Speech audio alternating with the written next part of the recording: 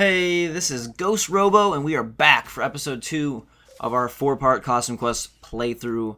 As we exit the graveyard here, we skipped through that section, wasn't too exciting, so we're going to go right to our first boss battle with Bojan, the red beast. The graveyard's the first time you'll see enemies just walking around, though, as most of them are stashed away inside the houses. There are some that wander around and will spot you.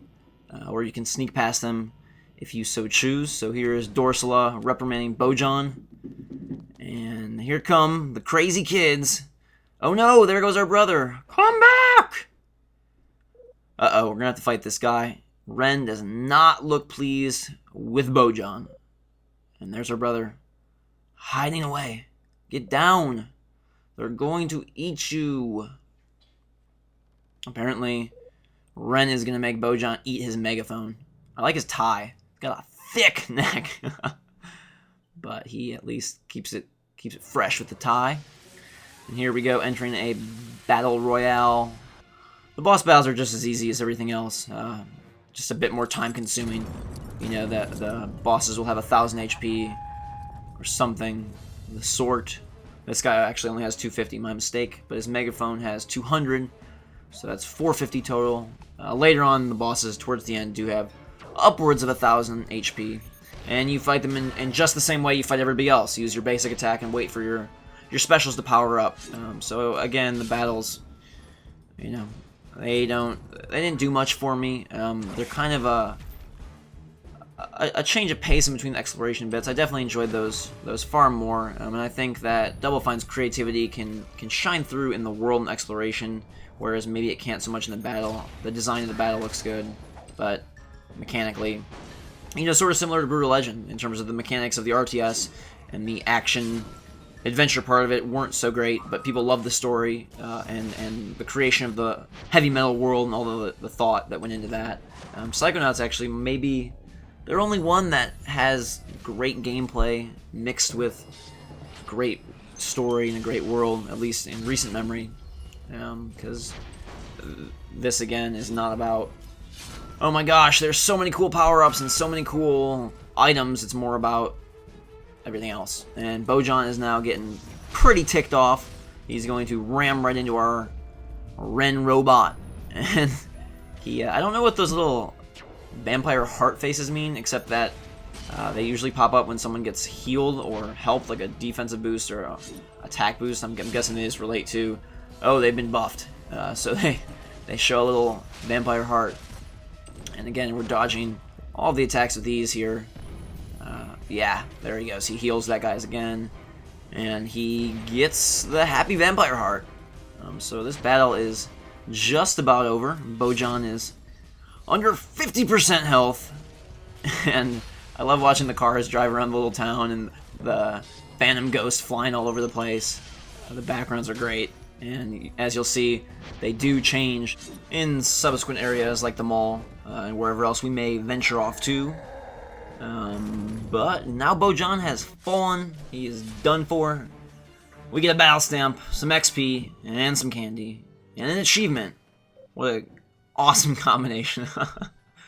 Alright, now we're going to take the bus off to the mall, but it's leaving with us. Wait! Oh my. They are clever little kids. Ride right on the bumper. Load screens are awesome too. Got all the different costumes flocking to the mall here as we save our progress and move to Autumn Haven. This is probably my favorite area of the game, actually, in retrospect. It's got, I think, the best layout for exploration. There's not a lot of aimless walking around, and I found myself using a lot of different environmental powers, and there's quite a few interesting things going on in the environments, as you'll see. So here we are in a dark, I assume like the broken down part of the mall. Apparently no one is here. This is the mall, and I sort of feel like a lot of malls are kind of unused. I mean, I know that they're crowded and there's lots of people there, but for me, I'm no longer a big fan of malls. I think with the advent of all the major online retailers and Amazon.com and Buy.com and the fact that you can pretty much get everything online or at a specialty store Sort of the whole concept of a mall is kind of gone out of style.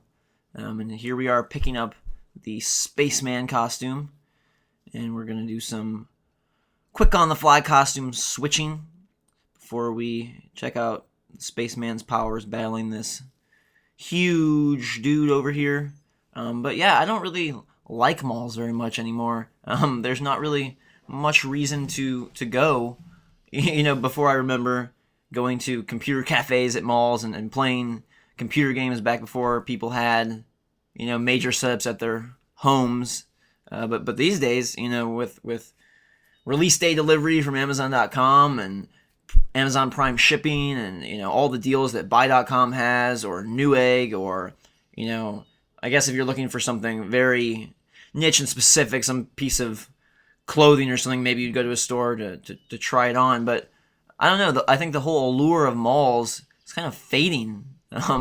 And I'm not sure how much longer they will be able to survive, at least over the next decade. Obviously now most of them are probably doing very well, or at least okay enough to stay in business. But it just seems like, with all the main brick and mortar stores folding, that malls will fold as well. And we are on fire. And here's the Spaceman's Meteor Strike ability.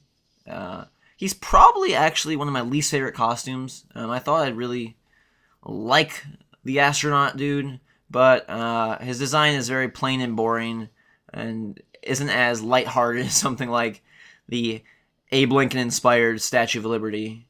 So, as you can see, the Trobog Magus here, he's got 105 HP, a lot more than the initial bad guys, but we handle him with ease because we are very strong with our crazy costumes. And now we're going to use the Lightsaber Spaceman environmental ability here to progress through the darkness. Again, another cool use of the out-of-battle abilities. And as you'll see, we move forward here, and there's a lot more guys wandering around as opposed to the trick-or-treating. And they're pretty easy to avoid as we go forth towards the next giant gate that has been erected here in the back lots of the mall.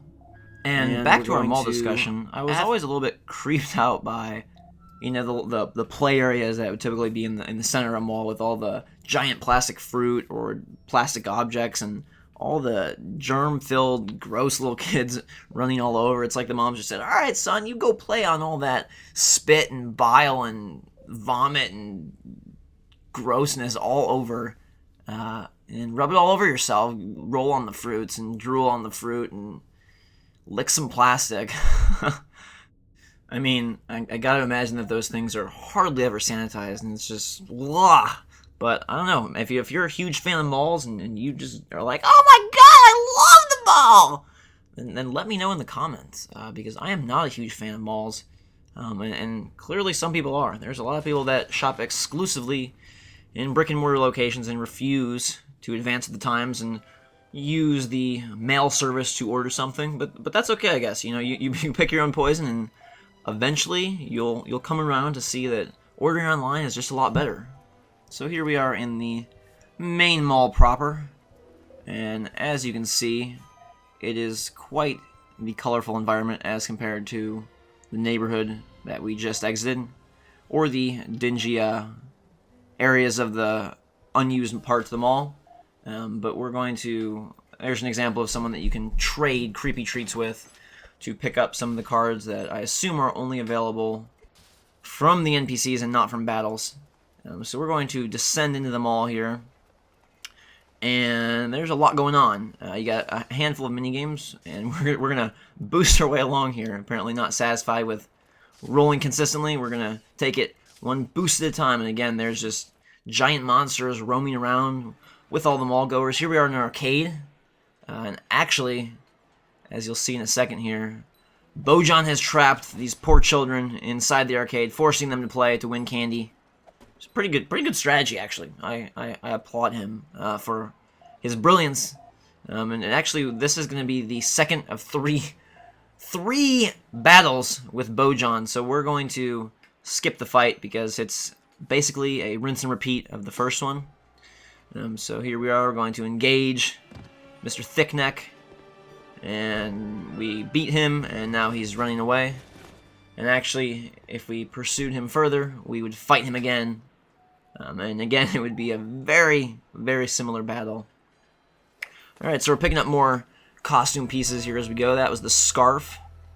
I actually don't remember what the scarf is used for. Trying to think, and I can't. Maybe the ninja? I don't know. Could be the ninja. So we're going to go behind the arcade here along the mall monorail. Uh-oh, who's this? Lucy. And look at those creepy eyes in the corner. Oh my.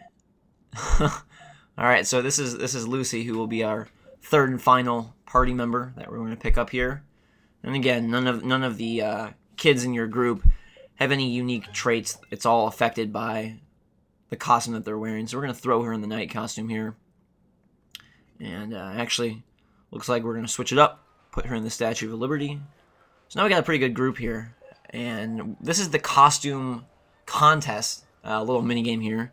We talked to Mr. Big Judge with his Pinocchio-esque nose. And we're going to go look for all the different judges around the mall and see what tips they have for us in terms of what costumes hiding away. Getting lost in the mall is probably a very scary thing. It reminds me of the opening Heavy Rain scene. Jason! Jason! Your son getting lost in the mall, and all you can do is scream in monotone. But I feel like I could get lost in the plastic fruit area. Just my eyes are covered with slime and grime and bile and alright. Here we are at the costume contest, and Mrs. Bagley's impressed, Mr. Mendoza's impressed, Mrs. Kim is impressed, and boom, we are the winners of the costume contest. So we're going to jump to some ninja gameplay as we've entered the third floor of the mall. And of course there are trick-or-treating sections here. The police officer apparently runs this store, not out patrolling on Halloween night like he should be. But the ninja's special ability, as you can see in the upper right corner, so he can sneak past guys. It's actually 100% fail-proof, so apparently we weren't going to use it there, but you can walk right through, right in front of anybody, as long as you're holding that B button. So the ninja is actually kind of cool. A little less fantastical than some of the other costumes, but he does look battle-ready in his little stealthy stance there. And in the mall here, and through the rest of the game, a lot of times you'll end up fighting 3 enemies instead of just 1 or 2. And it can make the battles take upwards of, 3-4 minutes, which wouldn't be too bad if there was some strategy or difficulty involved, but as it's just sort of a mindless, time burner, this is probably the point in the game where I got to be a little bit frustrated with the amount of battles and actually avoided some of the guys that you can see on the map. Just ran past with a ninja, or avoided their lines of sight entirely. But once you acquire, 6-7 costumes, it does get a little bit more fun and fancy-free in terms of mixing up your combinations and throwing Lucy in the ninja or throwing Ren in the, spaceman and whatever. But what you've seen here is what you're going to get. This is all the combat is. Basic attack and special attack. And there isn't much more to it. Except for the ending boss battles, you won't really need any of the support moves. You'll pretty much all be attacking. There's the ninjas. He can hide himself or hide one of your party members. Again, pretty useless when the guys are so weak. But we are about ready to wrap this part up. Episode 2 here of our 4-part complete Costume Quest walkthrough. And next episode, which will be up very soon, you can look forward to a epic boss battle at the end of the mall, and the entrance to the final area, which has some interesting little bits. There's kind of 2 different areas, and I think you'll really enjoy the carnival. So until next time, thanks a lot for watching, and we will see you later.